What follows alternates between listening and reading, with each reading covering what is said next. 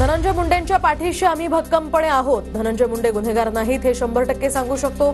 भगवानगडाचे महंत नामदेव शास्त्रींकडून मुंडेंची पाठराखण. संतोष देशमुखांच्या मारेकऱ्यांना फाशीची शिक्षा व्हावी ही पहिल्या दिवसापासूनची आमची भूमिका. मात्र तरीही मला टार्गेट केलं जात आहे. भगवानगडावरून धनंजय मुंडेंचा आरोप तर माझ्या राजीनाम्यापेक्षा देशमुखांना न्याय मिळणं हे महत्त्वाचं, अशी ही प्रतिक्रिया. बीड हत्या प्रकरणातील आरोपींची मानसिकता का बिघडली हे जाणून घेतलं पाहिजे. सरपंच देशमुखांना झालेल्या मारहाणीची दखल घेतली तशी आरोपींना झालेली मारहाण ही देखील दखल घेण्यासारखी आहे. महंत नामदेव शास्त्रींचं मोठं विधान. नामदेव शास्त्री हे संत कमी आणि धनंजय मुंडेंचे राजकीय सल्लागार जास्त आहेत. नामदेव शास्त्रींची भूमिका ही दुर्दैवी. दीपक केदार यांची टीका. तर एका गडाचे 2 गड कसे झाले? तुम्हाला पंकजा मुंडे का चालत नाही? दीपक केदार यांचा नामदेव शास्त्रींना सवाल. गडावरून स्टेटमेंट देणं हे आता समाजाला भडकवण्याचं षडयंत्र, दीपक केदारांचा आरोप. धनंजय मुंडेंनी पंकजा मुंडेंना सुद्धा त्रास दिलाय तर शरद पवार गटाचे नेते राजाभाऊ फड यांचा आरोप. नामदेव शास्त्रींनी शहानिशा करून एखाद्याच्या पाठीशी उभं राहावं, राजाभाऊ फड यांची प्रतिक्रिया. राजकारण होऊ नये म्हणून भगवानगडावर दसरा मेळावा बंद केला. असं कोणतं कारण होतं? असं राजकारण सुरू केलं. मनसे नेते प्रकाश महाजनांचा नामदेव शास्त्रींना सवाल. मी भगवान बाबा आणि नामदेव शास्त्रींचा आदर करतो. नामदेव शास्त्रींच्या वक्तव्यावर सुरेश धसांची प्रतिक्रिया. तर टॉमी कार्यक्रम पाहणं मी आता सोडून दिलंय. सदावर्तेंनी केलेल्या आरोपांवर सुरेश धसांची प्रतिक्रिया. धनंजय मुंडेंची दुसरी बाजू नामदेव शास्त्रींना माहीत नसावी. धनंजय मुंडेंविरोधातील पुराव्यांची कागदपत्र मी महंत शास्त्रींपर्यंत पोहोचवणार. अंजली दमन यांची यावर प्रतिक्रिया. धनंजय मुंडेंची मानसिकता आणि अवस्था पाहून आधार दिला. TV9 मराठीच्या मुलाखतीमध्ये नामदेव शास्त्रींची प्रतिक्रिया. तर मी वारकरी कधीही हत्येला पाठिंबा देणार नाही. नामदेव शास्त्रींची प्रतिक्रिया. महंत नामदेव शास्त्रींचं वक्तव्य हे दुर्दैवी आहे. खून केलेल्यांना सोडून द्या असं त्यांचं म्हणणं आहे का? आरोपींना या ठिकाणी त्यांनी माणूस मारून टाकलाय त्याविषयी भावना नाहीत का? जरांगेंचाही नामदेव शास्त्रींना सवाल. बीड हत्या प्रकरणातील आरोपी सुदर्शन घुलेला 14 दिवसांची न्यायालयीन कोठडी. तर सरपंच हत्या प्रकरणात घुले मुख्य आरोपी. जनतेचा तुमच्यावर विश्वास नाही, तुम्ही आमच्यावर शंका कसली घेता? इतना सन्नाटा क्यों है भाई? हे कधी कधी कृष्णकुंजमध्ये सुद्धा विचारा. भाजप नेते आशिष शेलार यांची राज ठाकरेंवर टीका. करायचं होतं आत्मचिंतन, केलं पराभवाचं प्रदर्शन. जनतेचा तुमच्यावर विश्वास नाही, तुम्ही आमच्यावर शंका कसली घेता? भाजप नेते आशिष शेलार यांची राज ठाकरेंवर टीका. जरांगेंच्या आंदोलनाची नेमकी कारणं स्पष्ट होत नाहीयेत. जरांगेंच्या उपोषणाची कारणं स्पष्ट व्हायला पाहिजेत. माथाडी कामगारांचे नेते नरेंद्र पाटलांची यावर प्रतिक्रिया. चुकीची माहिती देऊन योजनेचा लाभ घेणाऱ्यांची चौकशी होणार. तर महिला आणि बालकल्याण मंत्री आदिती तटकरे यांची ट्विटमधून माहिती. अर्जदारांच्या छाननी संदर्भात आता सरकार सजग आहे. आदिती तटकरे यांची प्रतिक्रिया. लातूरमधील लाडकी बहीण योजनेतील 25,000 महिलांचे अर्ज अपात्र. अर्जातील त्रुटींची पूर्तता न केल्यामुळे महिलांचे अर्ज बाद. लातूरमध्ये 5,67,000 महिला योजनेसाठी पात्र. उद्धव ठाकरे हे चपट्या पायाचे मुख्यमंत्री होते तर ठाकरेंमुळेच आता चिपी विमानतळावर वाईट दिवस. ठाकरेंची लागलेली पाटी बदलावी लागेल तर चांगले दिवस येतील. एका कार्यक्रमात मंत्री नितेश राणेंची जबरी टीका. चुकीची कामं करणाऱ्या ठेकेदारांना ब्लॅकलिस्ट करा. व्यासपीठावरूनच आमदार नितेश राणे यांची मागणी.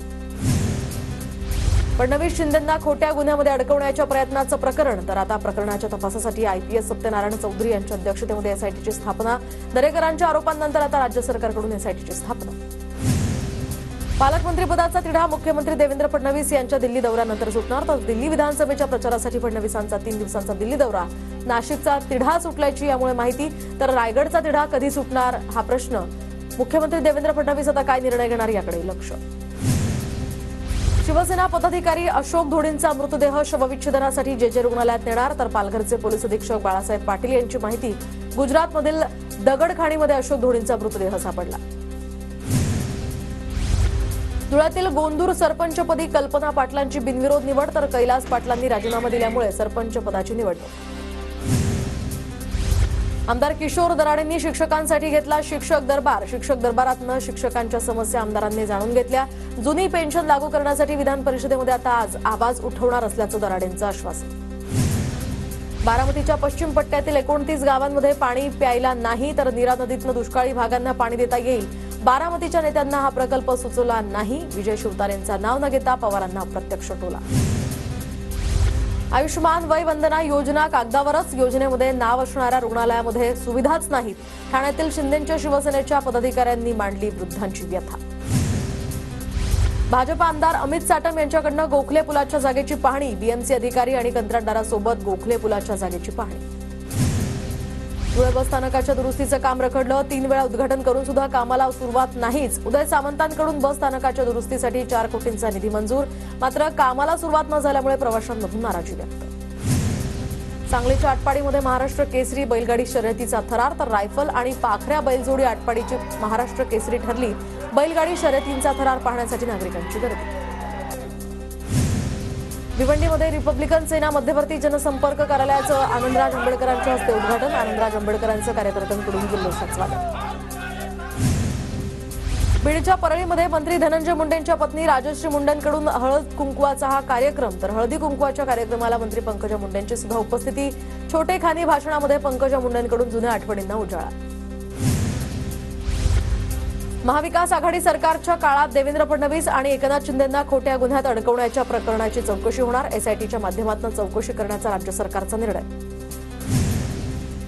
जळगावच्या जामनेर शहरामध्ये रस्त्यांवरील अतिक्रमण हटवण्यासाठी नगर परिषदेकडून मोहीम. हातगाड्या, टपऱ्या, जेसीबीच्या माध्यमातून हटवल्या. पोलीस बंदोबस्तात मोहीम सुरू राहणार असल्याची माहिती. नंदुरबारमध्ये बोगस आयुर्वेदिक औषधांच्या कारखान्यावर छापा, तर नंदुरबार अन्न आणि औषध प्रशासनाने कारवाईमध्ये 6,50,000 रुपयांचा मुद्दा. नंदुरबारच्या कृषी विज्ञान केंद्रामध्ये लाल मुळाची यशस्वी प्रयोग, तर या ठिकाणी लाल मुळ्याची सातपुड्यात होणार शेती. लाला मुळ्याला आता 100 रुपये किलोचा भाव.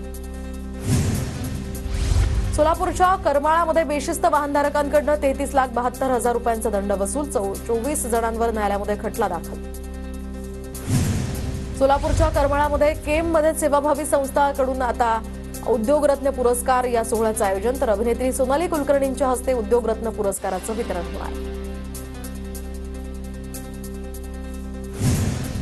जळगावात आढळला जीबीएस आजारानं ग्रासलेला रुग्ण. एका 45 वर्षीय महिलेला जीबीएसची लागण. महिलेवर शासकीय वैद्यकीय महाविद्यालयामध्ये उपचार सुरू. चिपळूणच्या जिल्हा परिषद शाळेतील विद्यार्थ्यांकडून शिक्षकाला आगळा वेगळा निरोप, तर जिल्हा परिषद शाळेपासून ते घरापर्यंत रॅली काढत विद्यार्थ्यांकडून निरोप. नवी मुंबई महानगरपालिका कचऱ्यापासून करणार वीज निर्मिती. कचऱ्यापासून 15 मेगावॅट इतकी वीज निर्मिती होणार, तर नवी मुंबई पालिकेची विद्युत बचत होणार. नंदुरबार जिल्हा पोलीस दलातर्फे युवकांसाठी आता मिशन सक्षम मोहीम. सक्षम मोहिमेमुळे आता विद्यार्थ्यांना रोजगाराच्या संधी उपलब्ध होणार.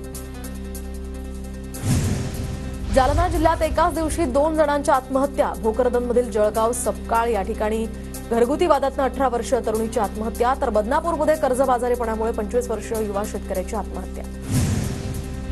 मध्य आणि पश्चिम रेल्वेवर विविध अभियांत्रिकी आणि देखभालीच्या कामांसाठी उद्या मेगा ब्लॉक, तर माटुंगा मुलुंड स्थानकांदरम्यान अप आणि डाऊन जलद मार्गांवर ब्लॉक असेल. प्रजासत्ताक दिनी गैरहजर राहणाऱ्या 400 कर्मचाऱ्यांना नोटिसा. विधिमंडळ सचिवालयाची कारवाई. सचिवालयानं नोटीस बजावत खुलासा मागितला. सर्व शासकीय आणि निमशासकीय तसंच खासगी कार्यालयांमध्ये आता महिला तक्रार निवारण समिती नेमणं बंधनकारक. समिती गठीत न केल्यास 50,000चा दंड सुद्धा आकारण्यात येणार. मुंबईत येणाऱ्या पर्यटकांना आकर्षित करण्यासाठी बोरिवलीच्या संजय गांधी राष्ट्रीय उद्यानामध्ये बिबट्याची सफारी सुरू होणार. या प्रकल्पाला सुमारे 5 कोटी रुपये खर्च येणार. बांगलादेशी मजुरांना कामाला ठेवल्यास आता मालकावर गुन्हा दाखल होणार. कल्याण झोन 3 मधील हॉटेल व्यावसायिक, बार मालक आणि लेबर कॉन्ट्रॅक्टरला आता पोलिसांनी बजावल्या नोटिसा. माहिती लपवल्यास कडक कारवाईचाही इशारा. कर्करोग रुग्णांच्या अन्य आजारांवरील उपचार करण्यासाठी आता टाटा रुग्णालय खारघरमध्ये अतिविशेष उपचार रुग्णालय सुरू करणार. कर्करोगावर उपचार घेत असलेल्या हृदय, फुफ्फुस आणि मूत्रपिंडाच्या विकारानं त्रस्त असलेल्या रुग्णांना दिलासा मिळणार.